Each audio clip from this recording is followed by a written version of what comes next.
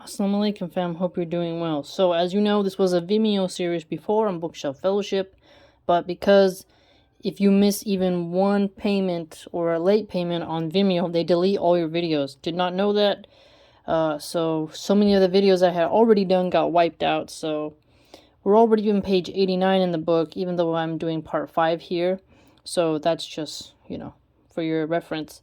But what's interesting that I learned so far about Ghengis Khan and the Mongols is, okay, so he's on the Jurchid campaign, right? The author points out, now remember, the Mongol army is all cavalry, there is no infantry, and the author points out how they have a very determined will, obviously, rigorous training, and very precise in their discipline, right? All their soldiers, right? But they do not have siege weapons, so when they arrive at the Jurchid area, Ghengis Khan, he does a very interesting strategy, is that he decides to cause confusion in the surrounding area. So what he does is he instilled fear and confusion, and he would do raids on the surrounding countrysides, leave, and then when the people thought everything was safe, he would turn back and come back again, and then do it again. And he also exploited social turmoils and rifts within the countryside and within the Chinese subjects' minds. So he went to the Khitan and tried to, cause a rift there.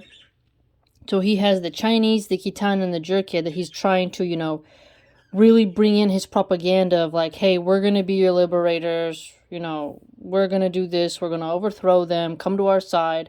So he may not have the siege weapons to take down the walls, right, of a well-fortified city, and he doesn't have the baggage train to wait out a siege, which can take about, 1 or 2 years of constant strife.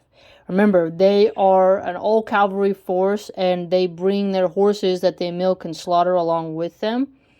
They do not have, like, a typical Roman, caravan such on the rear guard or anything like that. So they don't have the time to and the resources in that way to carry out a siege campaign. But what he did do was use his skills in other ways. So I thought that was quite interesting how in the Jurchid campaign, he couldn't take the internal city head on. Instead, went around causing havoc in the countryside and then using propaganda and really breaking the spirit down of the people through fear and, exploiting any type of rift within the communities that could be exploited. So a lot we can learn from that is that you don't always need the weapon. Sometimes it's all this mind game and also repeated strategical attacks in a specific area. So very interesting, right? I mean, he conquered so much and we're learning why. It's very interesting.